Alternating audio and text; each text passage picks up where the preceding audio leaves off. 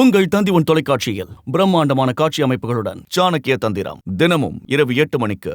தமிழ் திரையுலகிலும் சின்ன திரையிலும் நடிகைகளுக்கான பாலியல் தொந்தரவு இருக்கத்தான் செய்கிறது என பரபரப்பு கருத்தை வெளியிட்டுள்ளார் நடிகை திவ்யா கிருஷ்ணன்.